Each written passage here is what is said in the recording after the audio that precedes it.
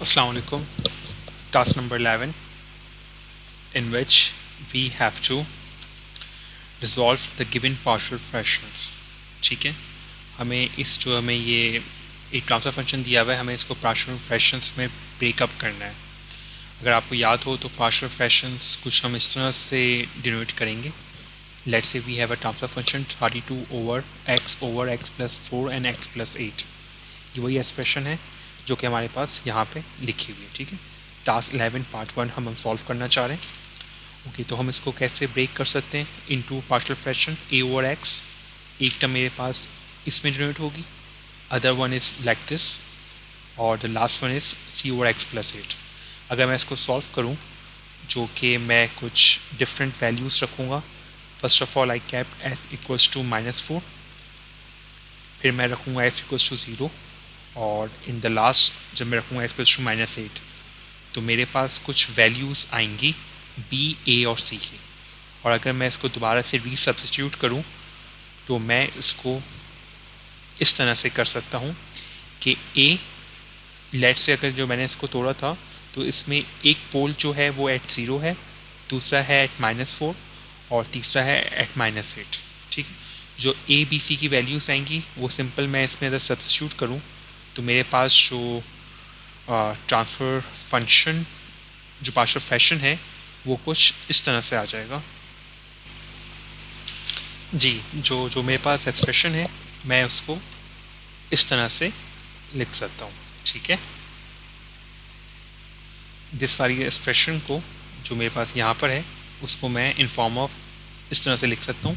A will be 1, और ये किसके नीचे आएगा जिसका पोल 0 पे है. इस तरह B will be equals to -2, और ये किसके नीचे है, B is over x plus 4.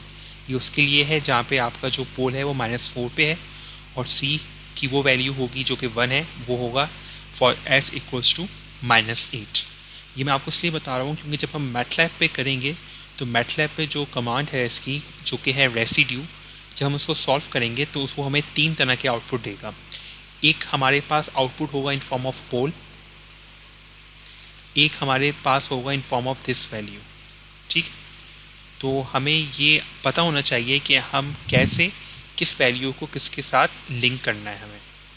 ठीक है, तो इसलिए मैंने आपको ये चीज़ समझाई है कि आप कैसे किस वैल्यू को लिंक कर सकते हैं. तो मैटलैब पे आते हैं. ओके, मैटलैब पे स्टार्ट करने के लिए क्लियर ऑल. अच्छा जी, इसके बाद जो है हमारे पास ये वाली एक्सप्रेशन है, तो जो न्यूमिनेटर है वो तो बहुत स्ट्रेट फॉरवर्ड है जिसकी वैल्यू हमारे पास 32 है. ठीक है जी, डिनोमिनेटर के लिए थोड़ा सा हमें काम करना पड़ेगा कि डिनोमिनेटर में आपके पास यहाँ पे 3 एक्सप्रेशन है. One is x, x plus 4 and x plus 8, और ये आपस में मल्टीप्लाई हो रहे हैं. तो मल्टीप्लाई के लिए हम यूज़ करेंगे कमांड कॉन्फ. ठीक है जी, और मैं इसको वेरिएबल कह देता हूँ लेट से डी, और कॉन्फ क्या करना है, कॉन्फ मुझे करना है 2 वेरिएबल्स होंगे. अगर मैं डायरेक्ट डिफाइन कर रहा हूँ तो I have to use square brackets. अच्छा, एक ऑप्शन क्या है, एक्स, इस एक्स को मैं कैसे लिख सकता हूँ, सिंपल एक्स है आपके पास, मैं इसको लिखूँगा 1 0. 1 इंडिकेट कर रहा है कोफिशिएंट ऑफ एक्स, 0 इंडिकेट कर रहा है कोफिशिएंट ऑफ एक्स नॉट. इस तरह यहाँ पे जो कोफिशिएंट है एक्स प्लस 4, यहाँ पे 1 स्पेस 4 हो जाएगा. ठीक है, अच्छा जी, इसके बाद डी जो कि अब मेरा होगा जो रिप्रेजेंट करेगा डिनोमिनेटर को, इसकी एक्सप्रेशन क्या होगी, इसमें एक तो है डी डी जो कि आपके पास ये वो डी है जो यहाँ से कैलकुलेट होगा, और दूसरा मेरे पास जो एक्सप्रेशन होगी वो मेरे पास होगी 1/8 की, 1/8. ठीक है जी, तो ये मेरे न्यूमिनेटर का कोफिशिएंट डिफाइन हो गया जो कि बहुत स्ट्रेट फॉरवर्ड था. लेकिन जो आपका डिनोमिनेटर है उसमें 3 जो पॉलिनॉमियल्स हैं वो मल्टीप्लाई हो रहे हैं, तो with the help of con मैंने उनको मल्टीप्लाई किया है. ठीक है जी, इसके बाद जो है मैं यहाँ पे अपनी कमांड लगाऊंगा रेसिड्यू की, जो कि कंप्यूट करती है पार्शियल फ्रैक्शन. तो इसमें होगा एन कॉमा डी, और इसमें बेसिकली 3 वेरिएबल्स एज आउटपुट आएगा. आप चाहें तो उसकी हेल्प में भी देख सकते हैं. कॉपी,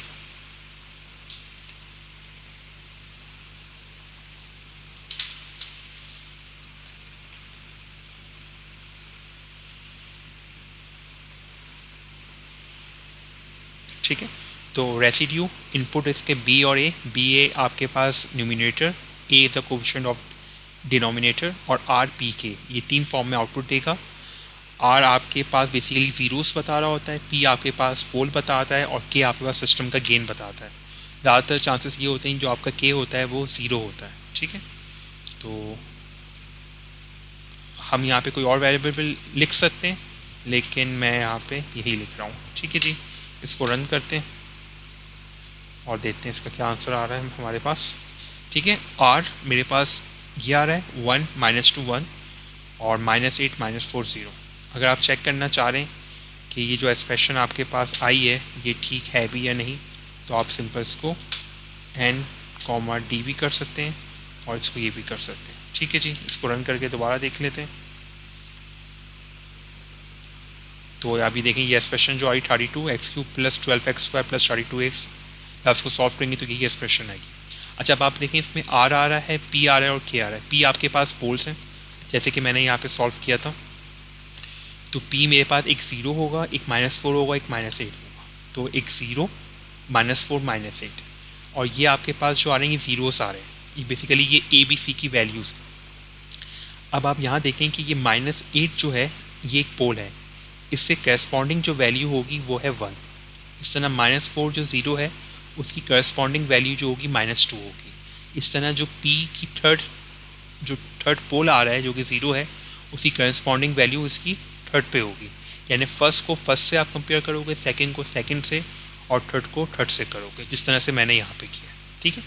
ये एक्सप्रेशन थी। तो ये पोल एट x = 0 पे मेरे पास a की वैल्यू कंप्यूट होगी। इस तरह x -4 पे b की वैल्यू कंप्यूट होगी, और x -8 पे c की वैल्यू कंप्यूट होगी, जो कि हमने यहाँ पे कुछ देखा था, ठीक है जी। तो इस तरह से आपको जो फाइनल आंसर होगा आपको इस फॉर्म में लिखना होगा। वही चीज़ें आपको थोड़ी बहुत मेहनत करनी पड़ेगी, वो आप कैसे कर सकते हो, रिज़ल्ट में आके यहाँ पे इंसर्ट इक्वेशन, और यहाँ पे आपके पास यहाँ पे एक है, इसको आप यूज़ कर सकते हैं, ठीक है।